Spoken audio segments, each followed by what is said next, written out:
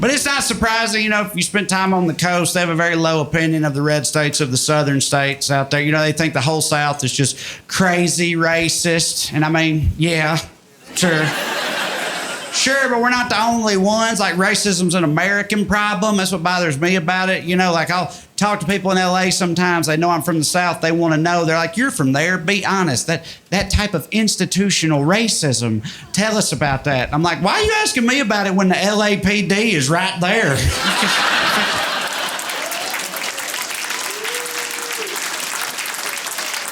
Like, LA's got a totally clean slate racially. I'm sorry, I forgot. The NWA stood for nice, we're appreciated. You remember Ice Cube and all their album covers? Just, things are great out here. No, LA's got their own shit to worry about, racially speaking, and it's not all ancient history either. It still crops up sometimes. Like last year, there was this LA city councilwoman. She got caught on tape just putting on a racism clinic for the whole world to see. And dude, it was wild. She was racist against like 8, 9 different types of people. Like, there was Alabama papaws taking notes during this shit. They're like, is that a new slur? Write that down. She made me realize something I never thought of before, which is like, yes, the South has more racists and more racism, generally speaking, but I'm now convinced that if racism was a sport in a one-on-one, an LA racist could absolutely hang with an Alabama racist because of the versatility of their game. You know what I mean? They got more tools in their bag. Like an Alabama racist, they're real solid in the fundamentals. Like black people, Mexicans, the gays. When it comes to that, they'll sit in the pocket, they'll find a rhythm, they can go all day long, right? They're lethal.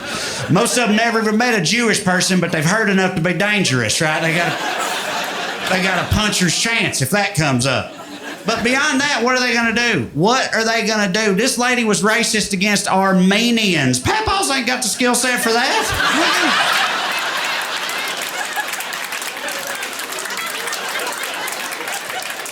Papaws can't spell Armenian, man.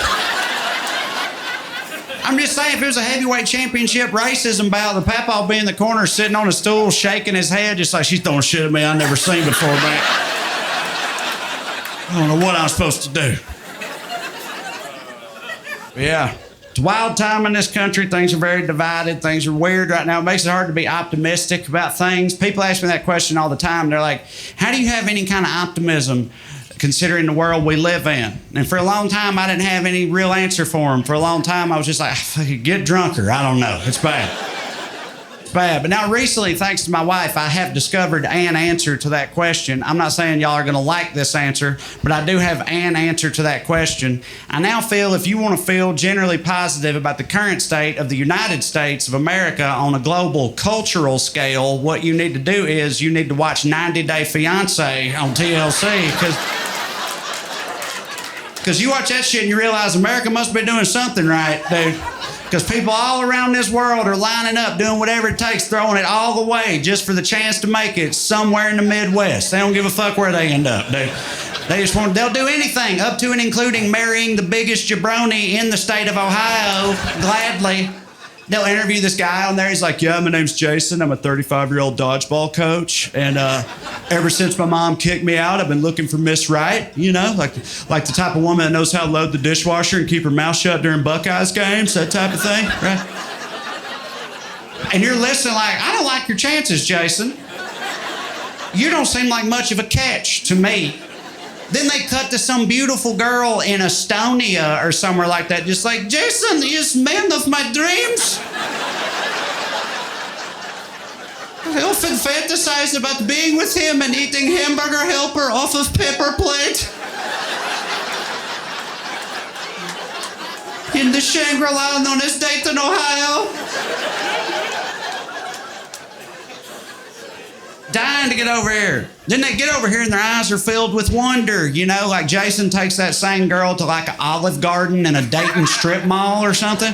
And she's just sitting there like, oh, this spaghetti for one person? It's like, fuck yeah, that's how we do, goddammit. Land of plenty, baby, USA. I don't know, makes me feel better.